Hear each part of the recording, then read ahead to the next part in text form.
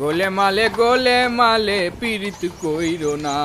ধুর, তখন থেকে একানাগারে বসে আছি তো বসেই আছি, পিঠ কোমর একেবারে পাথর হয়ে গেল।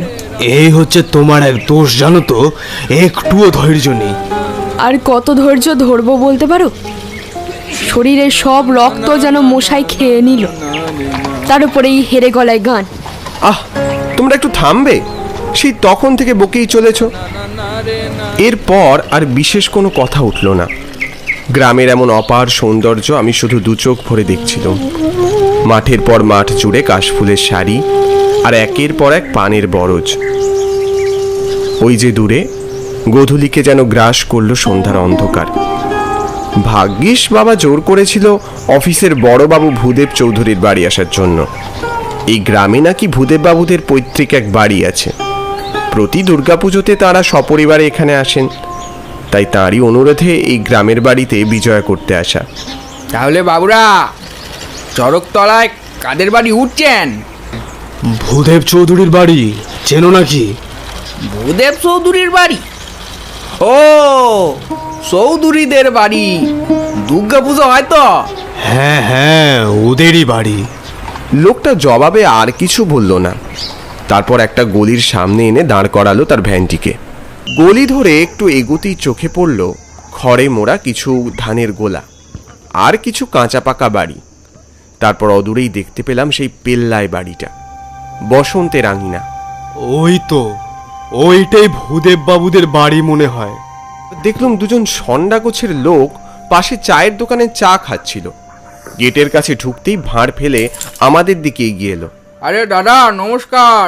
হ্যাঁ নমস্কার, আপনাদের তো ঠিক চিনলাম না। আমাদের আপনি চিনবেন না, এই গ্রামেই থাকি। আপনাদের নতুন এখানে দেখলাম তো, তাই জিজ্ঞেস করছিলাম এখানে এই সময় কি ব্যাপার। হ্যাঁ, ওই একটা কাজে এসেছি। ও, কাজে এসেছেন? তো কি কাজ? সেটা জানা কি তোমাদের খুব দরকার? না, তা ঠিক নয়, কিন্তু বললে ভালো করতেন। এবার যেন ধৈর্যের বাঁধ আমার ভেঙে গেল। আমি কিছু একটা বলতে যাব, ঠিক সেই সময় কারো একটা কণ্ঠস্বর পেলাম। আরে জগদীশ, তোমরা এখানে দাঁড়িয়ে? আরে ওই তো ভূদেব বাবু। ওখানে দাঁড়িয়ে কি করছো? আরে ভেতরে এসো। আসুন আসুন বৌদি, তুমিও এসো বাবা। ভূদেব বাবুর উদয়ে ওই দুজন সন্দেহভাজন লোক দুটিকে আর দেখলুম না সে চত্বরে। আরে আসুন আসুন, এত দেরি করলেন কেন? আর বলবেন না দাদা, আজকে বাসটা ধরতে এত দেরি হয়ে গেল।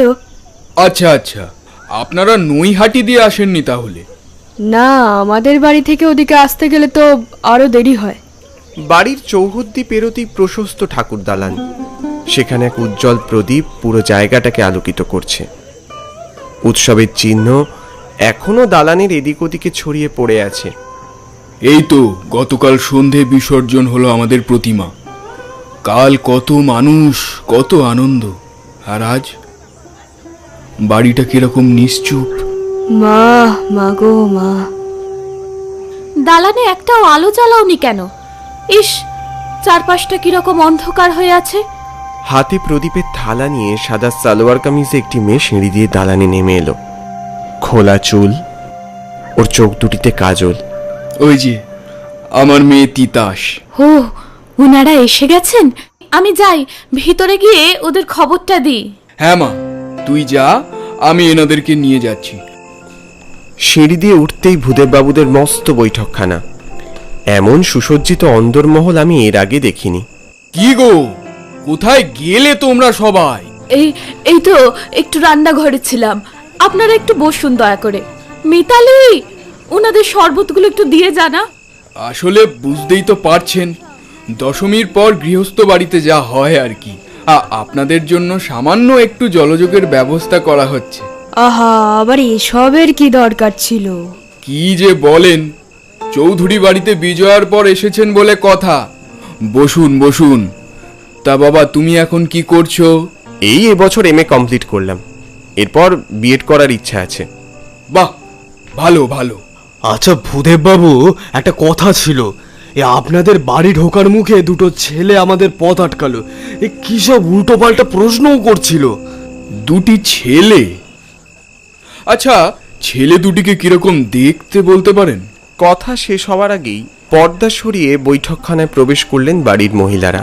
এদিকে নিয়ে এসো থালাগুলো। তিতাস মা, মিষ্টির প্লেটগুলো নিয়ে আয়। হ্যাঁ মা, যাই। আরে বৌদি, কি করেছেনটা কি? বাপরে বাপ, এত আয়োজন!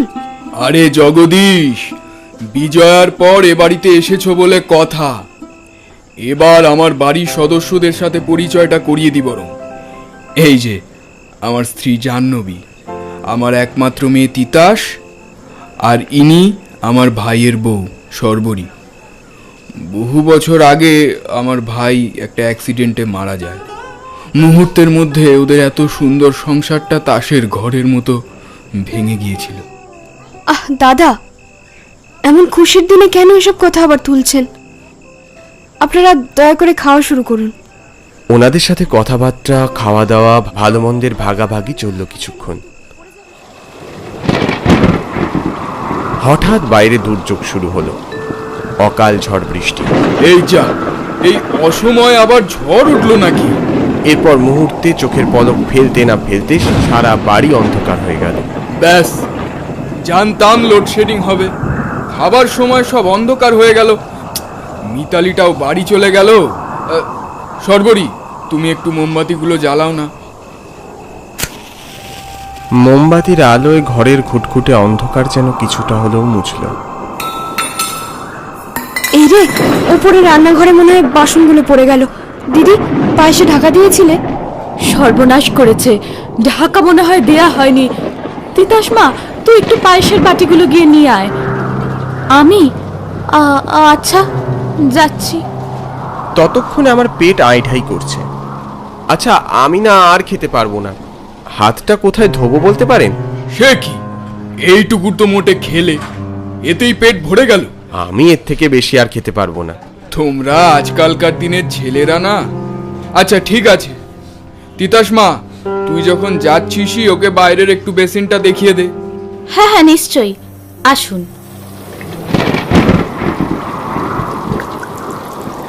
চলুন, হয়ে গেছে। হয়ে গেছে? বেশ। আচ্ছা, আপনাকে একটা কথা বলবো? হ্যাঁ, বলুন না। বলছি, আপনি সিঁড়ির কাছটায় দাঁড়াতে পারবেন? তাহলে আমি একটু রান্নাঘরের দিকে যেতাম। আসলে অন্ধকার তো, বলতে পারেন একটু ভয়ই লাগছে। আরে, আপনি এত সংকোচ করছেন কেন? নিশ্চয়ই নিশ্চয়ই, চলুন। বাইরে একটানা মুষলধারে বৃষ্টি আর প্রলয় ঝড়। সিঁড়ির জানলার কাছে আলোর ঝলকানি। একটু সাবধানে আসুন, সিঁড়িটা অনেকটা উঁচু নিচু। হ্যাঁ ঠিক আছে, আমি আসছি, চলুন। এই বাড়ি অনেক দিনের পুরনো না? হ্যাঁ, বাবা তো বলে প্রায় 200 বছরের পুরনো হবে। বছরে এই পুজোর সময় এই একবারই আসা হয় এই বাড়িতে। ও, তাহলে এই বাড়িতে এখন কেউ থাকে না? আমার দাদু থাকতেন এ বাড়িতে, ধৈর্যদী প্রসাদ চৌধুরী। তবে উনি গত হয়েছেন বছর 3 হলো। শুনেছি দাদুর মৃত্যুটা স্বাভাবিক ছিল না। আচ্ছা। আপনি একটু দাঁড়ান, আমি রান্নাঘর থেকে আসছি। তিতাস চলে গেল। মৃত্যুটা কেন অস্বাভাবিক প্রশ্নটা করতে গিয়েও থেমে গেলাম। যদি খারাপ ভাবে। বারান্দার ওপরটা কড়ি বর্গার, সার দেওয়া জানলাগুলি সেকেলে কাঠের। জানলার উপরে রং বেরঙের সারসি। মনে হলো কেউ যেন খুব যত্ন করেই বাড়িটাকে গড়ে তুলেছিল একসময়। ফের আশেপাশে কোথাও একটা বাজ পড়ল।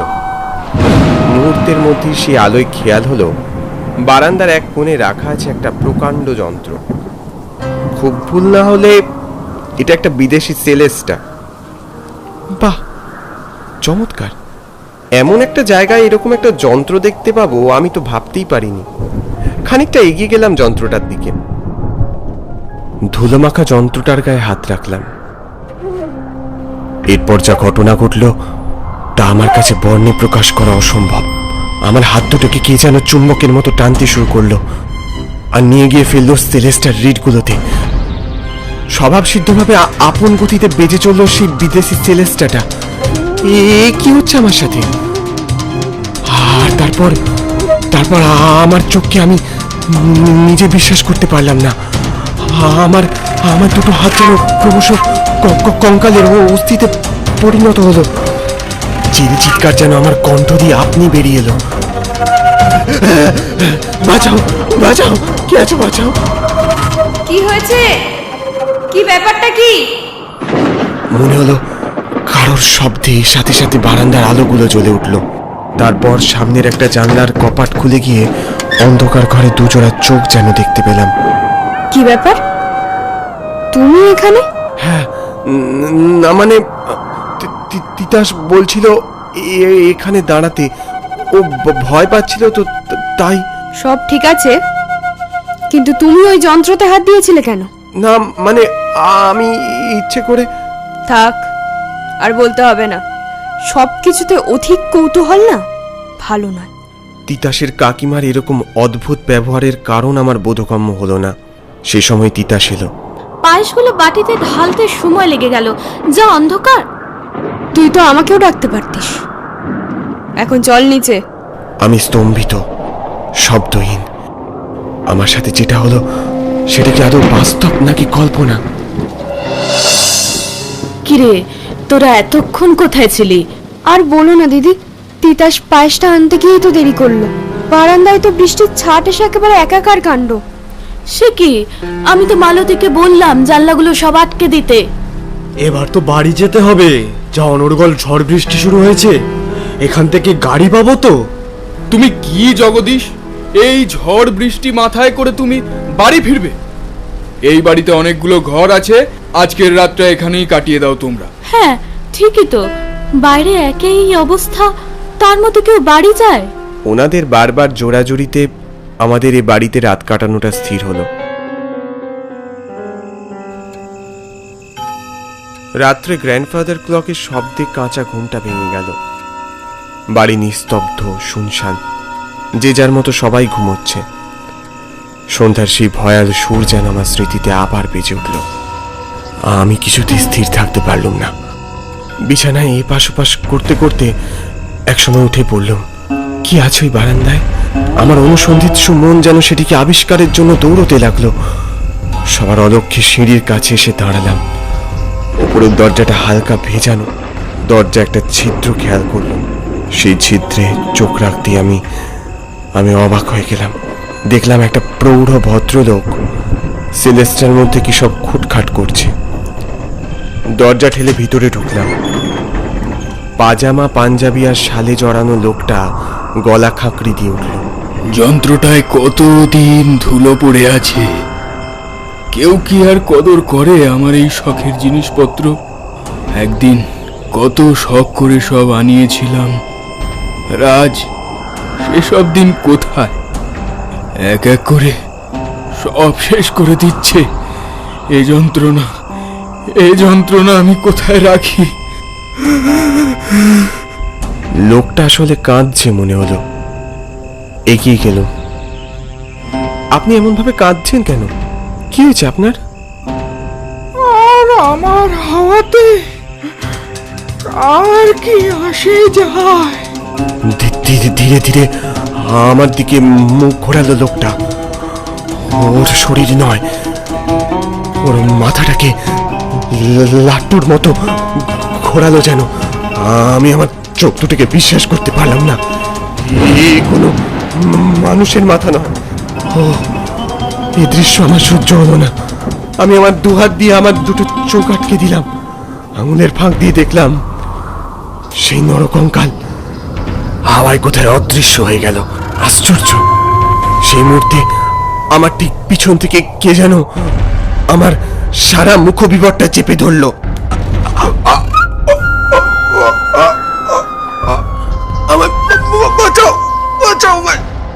অধিক কৌতূহল না তোর? মরার জন্য এত ছটফট করছিলিস, এত শখ মরার? আকস্মিক আক্রমণে আমি দিক বিদিক শূন্য হয়ে গেলাম। মনে হলো কোনো অশরীরী আক্রমণে আমার সারা শরীর ক্রমশ দুর্বল হয়ে পড়ছে। ধস্তাধস্তিটা একসময় এত চরম পর্যায়ে গিয়ে পৌঁছলো, মনে হলো হাতে লেগে কি একটা বিশাল শব্দ করে পড়ে গেল। সাথে সাথে তুমুল হইরই। কিছুক্ষণ এমন চলার পর সবকিছু নিস্তব্ধ হয়ে পড়ল। আমি ভীষণ ক্লান্ত। বাড়ির সবাই এক এক করে জড়ো হলো 3 তলার ওই বারান্দায়। কি ব্যাপার কি এসব কি? হে ভগবান, এসব কি সর্বনাশ হয়ে গেল! বাবা কি হয়েছে তোর? কে তোকে এরকম ভাবে মেরেছে? কি ভয়ানক অবস্থা হয়েছে দাদা। আমি বলেছিলাম না এই বাড়িতে অস্বাভাবিক কিছু একটা আছে। দেখলেন তো, আমি এই জন্যই আপনাকে বারবার বলেছি ভালো কোনো প্রমোটার দেখে বাড়িটা বিক্রি করে দিন। এখন ওসব কথা থাক সর্বরী, কেউ ওকে একটু জল দাও আগে। হ্যাঁ হ্যাঁ হ্যাঁ, আমি যাচ্ছি। থাক, আর কাউকে যেতে হবে না। দেখলাম তিতাস এক গ্লাস জল হাতে সবার সামনে এসে দাঁড়ালো। আমার তোমাদের সবাইকে কিছু বলার আছে। আমি একটু নিচে থেকে আসছি। দাঁড়াও কাকিমা, এত ব্যস্ত হয়েও না। তোমাকে ঘিরেই তো গোটা গল্প। এখানে কেউ বুঝতে পারছে না এই বাড়িটাকে ধীরে ধীরে ধ্বংস করার পরিকল্পনা করছো তুমি। আমি বিশ্বাস করতে পারিনি তোমার এত লোভ। শেষ পর্যন্ত তুমি দাদুকে খুন করেছিলে। 2 লোক লাগিয়ে দাদুর শখের অ্যান্টিক জিনিসগুলোকে বাইরের বাজারে গোপনে বিক্রি করছো কেন? এসব কি বলছিস তুই? মুখ সামলে কথা বল তিতাস। এই কমাস এই বাড়ি থেকে অনেক জিনিসপত্র গায়েব হচ্ছে, কিন্তু আমি তো ভেবেছিলাম ওসব চোরেরা চুরি করে নিয়ে যাচ্ছে। ভুল ভেবেছিলে। এক এক করে সব বিক্রি করছে কাকিমা। শেষে কাকিমার চোখ পড়েছিল ওই যন্ত্রটার দিকে। কি প্রমাণ আছে তোর কাছে? প্রমাণ দেখতে চাও? আমার এই মোবাইলে সব রেকর্ড করা আছে তুমি ওই লোক দুটোর সাথে কি শলা পরামর্শ করছিলে। কিছুক্ষণ আগে আলাপন বাবুকেও তো কাকিমাই মারার চেষ্টা করেছিল। দেখাবো রেকর্ডটা? থাক, সব বুঝেছি আমি। সর্বরীকে বিশ্বাস করাটাই আমাদের সব থেকে বড় ভুল হয়েছিল। আমার বাবাকে শেষ পর্যন্ত। সবাই নির্বাক, আমিও তাদের মতো নির্বাক হয়ে বসে রইলাম। মহিলা মাথা নিচু করে দাঁড়িয়েছিল। বুঝলাম ওই 2 লোকের সাথে আমাদের পূর্বেই পরিচয় হয়েছিল ওই গেটের কাছে, আর ওই 2 জোড়া চোখ ওদেরই। ভোর হতেই আমরা ওই বাড়ি ছেড়ে বেরোলাম। যাওয়ার সময় দেখলাম বাড়ির সামনে 2 পুলিশের গাড়ি এসে থামলো। বসন্তের আঙিনা এখন শরতের মিঠে রোদে ঝলমল করছে। ওই দূরে পাঞ্জাবি ধুতি, গায়ে শাল জড়ানো এক ভদ্রলোকের ছায়া দেখতে পেলাম। দূর থেকে আমাদের বিদায় জানাচ্ছে। বাতাসে গিয়ে মিশছে তার বিদায় ধ্বনি।